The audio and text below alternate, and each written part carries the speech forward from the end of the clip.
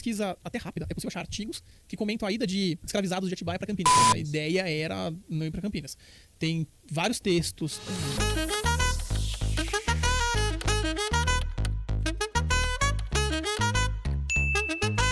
Tinha senzala. Só pra lembrar também pro público o que era. Claro que pra nós aqui que nós conhecemos a história nós sabemos, mas só pra reforçar, o que era o espaço da senzala, o que acontecia lá dentro? Cara, muita coisa, né? Eu sei que era um espaço de extrema crueldade onde o senhor da fazenda jogava seres humanos, que eram os escravos, e lá maltratava de N formas diferentes, tá? Fome, tortura psicológica, tortura física, N formas de abuso. E assim, vamos ter a senzala como espaço de extrema crueldade e uma das imagens de uma das maiores tragédias da humanidade, que foi a escravidão. Olha só. Então, Diego, temos mais uma pergunta? Antes da gente prosseguir pro próximo. Então, pode mandar. O Rudan tá famoso. Pode mandar. Vamos pro Léo Spadoni. Bruno, há registros de rebeliões escravizadas na nossa região?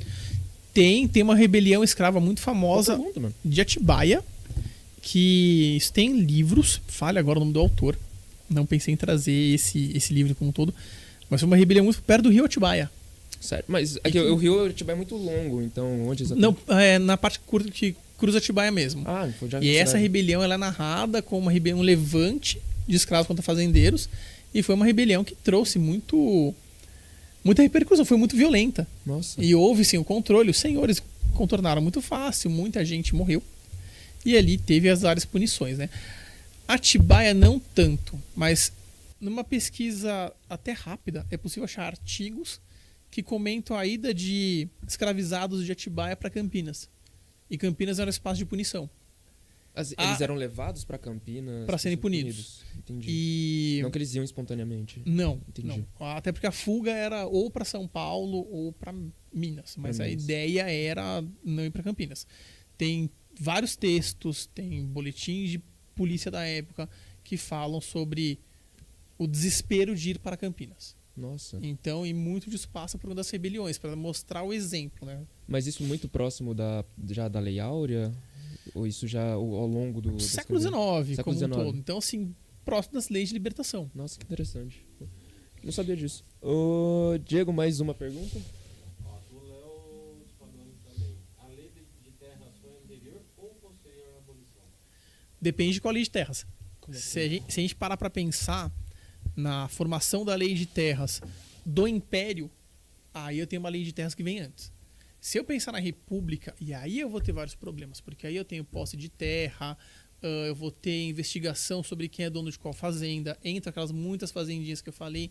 Se eu parar para analisar hoje, tem um mapa de Atibaia aqui na minha frente. É muito fácil eu falar, nossa, aqui é o Alvinópolis, aqui tinha uma fazenda. Peraí. Onde tinha? Qual lugar do Alvinópolis? Qual que era o espaço? Porque o Alvinópolis é gigante, cara. E passou também por construção de novas casas, bairros. Sim, vários espaços que foram apagados mesmo, né? Alguns terrenos eles foram repartidos, então muita coisa mudou. E a legislação mesmo muda. E vamos falar de uma coisa importante. Como que eu marco a terra? Exato. Tamanho de pé. Vou medindo pé a pé. Ou vou colocando os braços das pessoas, braço aberto para marcar. Nossa. Muito disso é alterado. Existem registros dessas posses nos cartórios de Atibaia e existem pesquisadores que analisam isso. Mas a lei de terras era um pouco mais complicada, um vespeiro maior de mexer. A lei de terras. É, muito mais complicado. Os mapas da cidade mostram isso. Mas se eu parar para analisar antes da República e pós-República, eu vou ter duas leis, né? A pós-República, obviamente, é após a abolição. A primeira, que ainda faz imperial, vem antes. Que da hora. Tem mais uma pergunta antes da gente prosseguir? Não, pode mandar mais uma. O Marcos Barista. Então, basicamente, Atibaia é mais desenvolvida pelo trabalho escravo? Aí entra uma pergunta, assim, uma afirmação dele e uma pergunta do Miguel Chagas, que acho que dá para unir as duas. O Marcos falou que ainda pelo fato de ela ter sido a penúltima cidade a ter a abolição. Show! Ótima fala. E o Miguel ele questiona essa questão se realmente os últimos estados Legal. Show. Isso mesmo? O estado de São Paulo foi o último. há muito debate sobre qual cidade foi a última, penúltima, né? Eu já li documento que fala que Atibaia foi a última, que Atibaia foi a penúltima e que Atibaia foi a antepenúltima. Nossa. A Mas sempre aceitar no a final. abolição. Mas sempre no final. Então, assim, sempre foi uma das... figura entre as últimas. E então isso já marca um pouco do posicionamento dos políticos, da galera que construiu a cidade. Dizer que Atibaia se é desenvolvida por conta do mercado de escravos.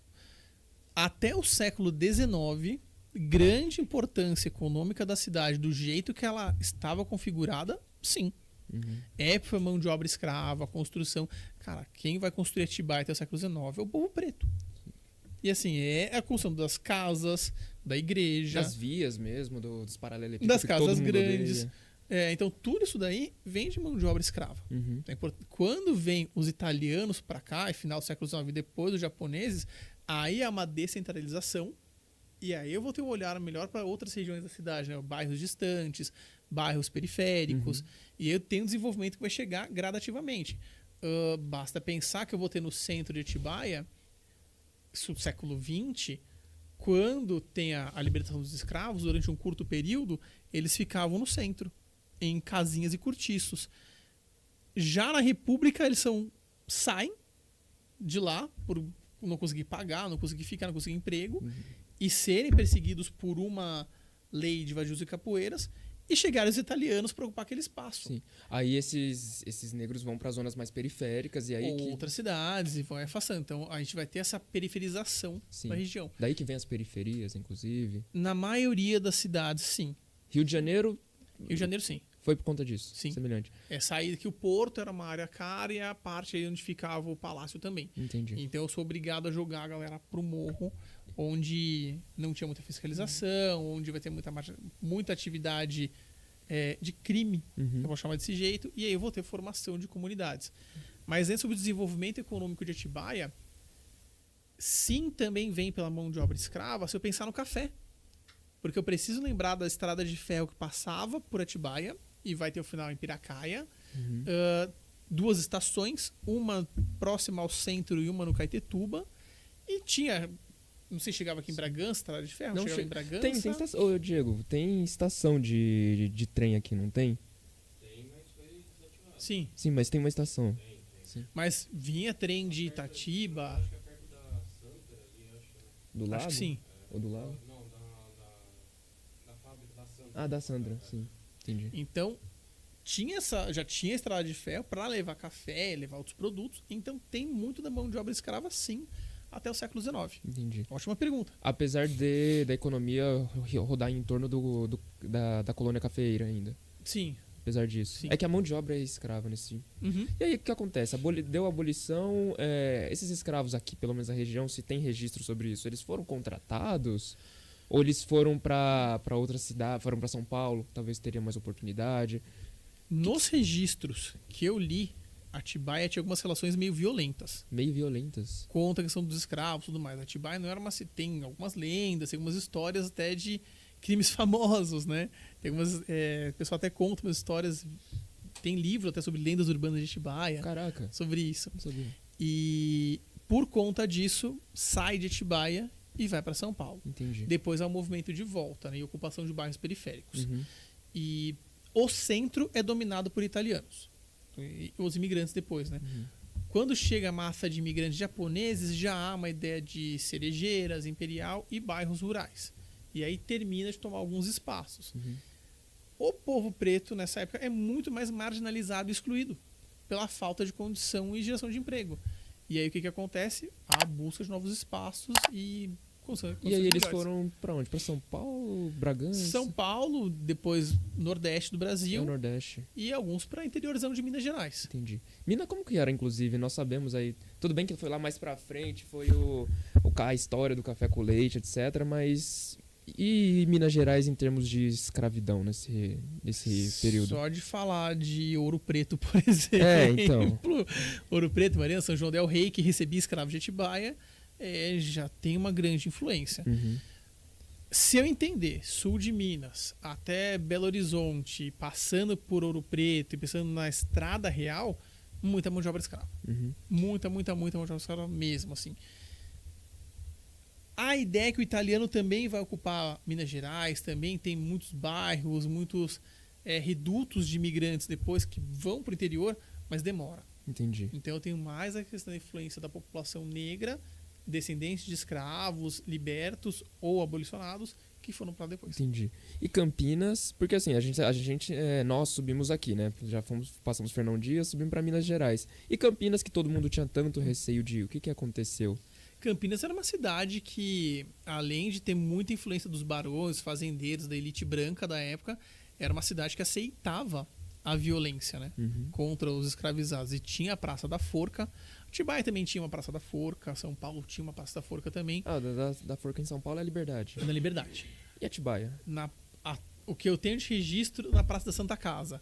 Algumas Certo, pessoas certo. falam que era na praça ali do Fórum, mas o que eu tenho de registro histórico é na Praça Santa Casa. Entendi. E voltando aqui para Campinas? Campinas era uma praça onde tinha espetáculo de enforcamento, e ali era uma coisa para fazer mesmo um aviso. Então muito Caramba. escravo ia para ser castigado, muito espaço ia para Campinas para ser condenado mesmo, né? Era o fim. Nossa. Então Campinas gerava muito medo, né?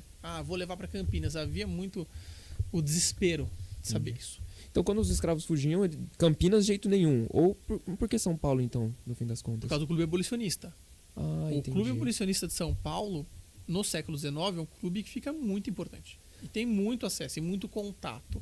Então, tanto as redes para receber os fugidos e os libertos tinham mais geração de condição de emprego e de vida para eles. Sim. Basta pensar nos bairros como Bexiga ou mesmo o bairro da Liberdade, que vão receber os escravos no primeiro momento. Entendi. Depois, com as ocupações, com as transformações urbanas, aí é a marginalização e a periferização de São Paulo. Ó, a gente tem a assinatura da Lei Áurea, mas logo em seguida, tempo depois, a proclamação da República. Certo.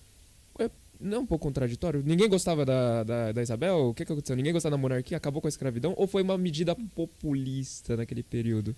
Não acredito que foi populista, Aham. porque a gente vai ter uma questão da elite militar, o Marechal Deodoro e Floriano Peixoto, né, liderando isso. Para mim foi puramente de mudança econômica. Foi mudança econômica. Por conta, se a gente parar para ver como que era o sistema escravocrata. Produz, é uma mão de obra que eu preciso alimentar, mas que não tem como consumir, então eu dependo muito do comércio externo. Vendo as revoluções, transformações urbanas, Estados Unidos, Europa e Ásia, mercados que já estavam ali se acertando, ia ter muito prejuízo. Qual que é a ideia do positivismo? Gera emprego, que vai gerar lucro para ser reinvestido depois em novas tecnologias, em educação e outros processos para ampliar a geração de riquezas. Perfeito. Eu tenho essa ampliação de geração de riquezas, tenho a ideia do desenvolvimento. Traz isso para o Brasil.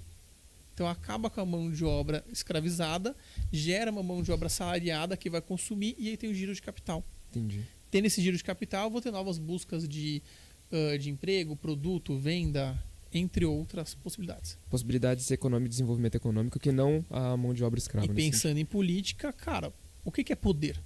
O que é poder? Dinheiro, cara. Entendi. Dinheiro. Então, assim, e nessa época principalmente. Se você pegar pra ver, os primeiros anos da República, sai Marechal Deodoro, sai Floriano. Quem vai ser eleito ali no sistema voto de cabresto / café com leite, não era pobre. Não, eram grandes barões ali. De E aí, escolhidos por fazendeiros no domínio da produção de leite e de café. E dos meios de comunicação ainda, que Sim. já estavam surgindo naquele período. E da própria indústria. Sim. Então eu tenho que pensar nisso, nesse dinheiro chegando à transformação de mercado. Isso é até interessante. Eu vou deixar anotado que a gente vai falar daqui a pouco, mas enquanto o Diego vai abrindo o PDF, você pode mandando também uma perguntas do chat, se tiver?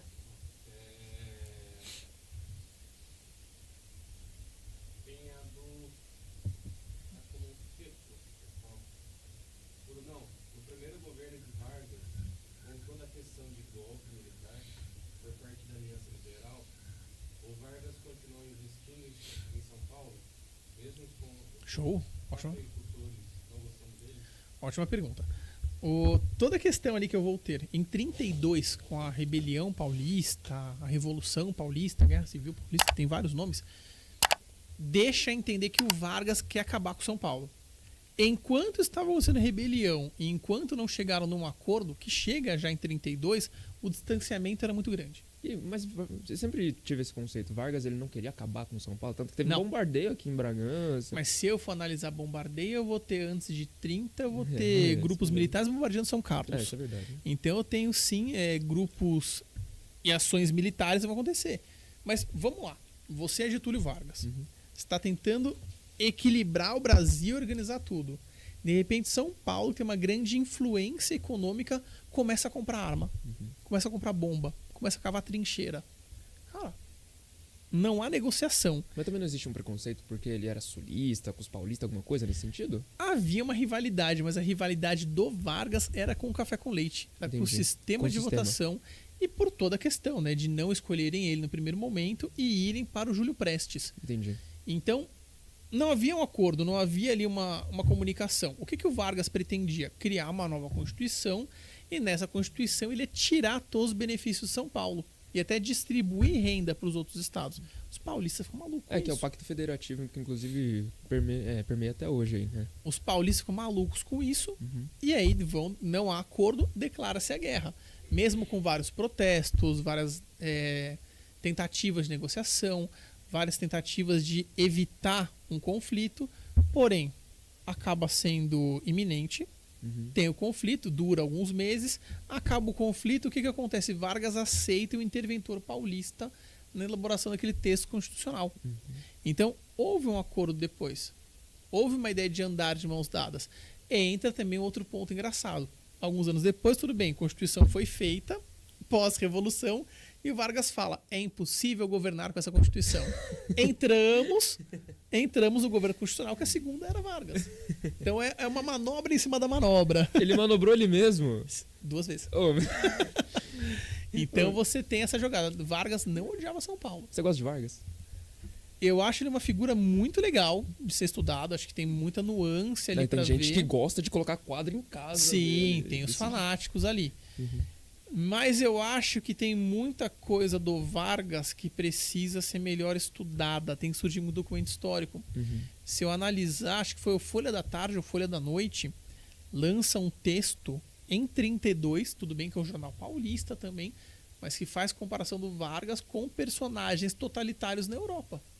Olha só. E jogando ele como um mega vilão. Então, assim, como é essa imagem dele? Qual que é real do Vargas? Poxa, ele manda a Olga pra Sim. Alemanha nazista. Sim. Assim, eu posso falar que esse cara é legal? Não posso falar que esse cara é legal. Eu ia falar É isso. O complicado. Vargas não flertava muito com o fascismo. Aí já tá indo pra Segunda Guerra. Enquanto o A gente Diego tá vai... saindo, a gente tá saindo muito da escravidão. Não, mas tudo bem. Mas enquanto o Diego vai abrindo o PDF, a O gente Vargas pode... flertava muito com o totalitarismo. E o Entendi. fascismo é uma das formas Sim, totalitárias. entendi.